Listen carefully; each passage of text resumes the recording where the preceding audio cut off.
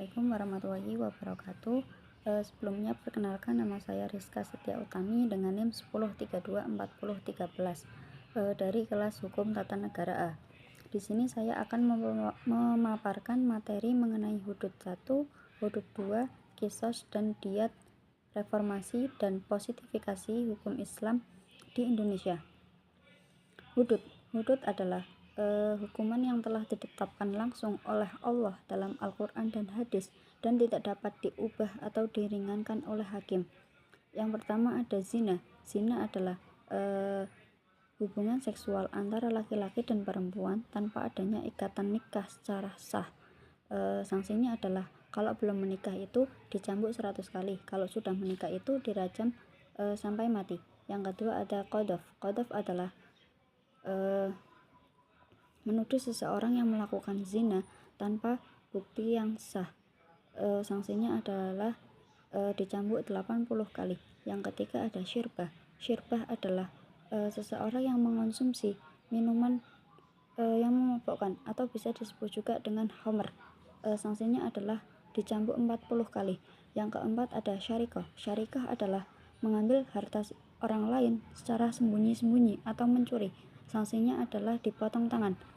Yang kelima adalah hirobah. Hirobah adalah melakukan kekerasan atau perampokan yang menyebabkan ketakutan di jalan yang umum.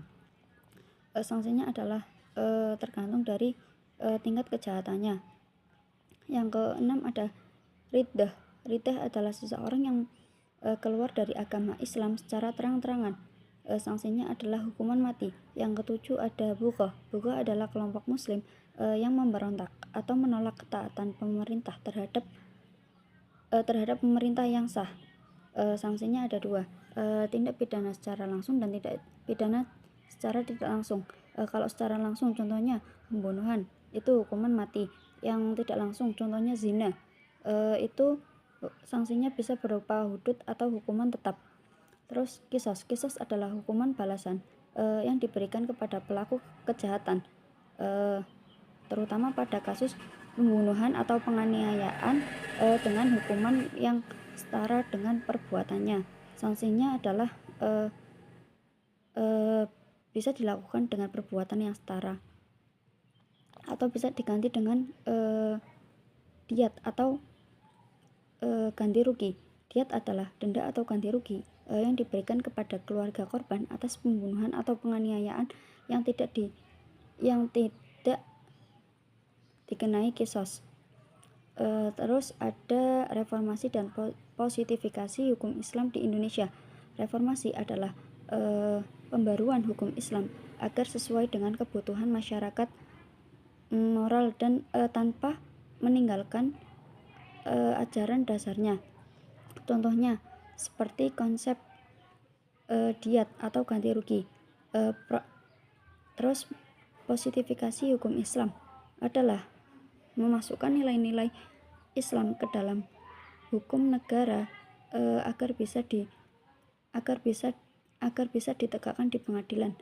Contohnya UU Perkawinan nomor 1 tahun 1974. Terus ada kompilasi hukum Islam. Terus ada Qanun Jinayat di Aceh. Terus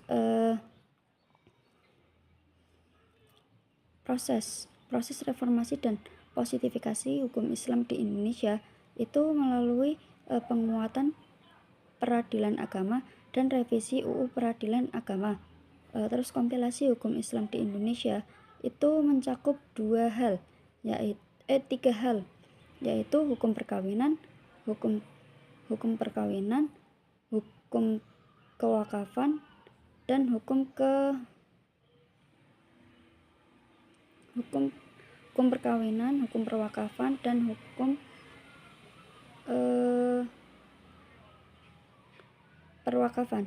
Mungkin itu saja yang dapat saya sampaikan, kurang lebihnya mohon maaf. Wassalamualaikum warahmatullahi wabarakatuh.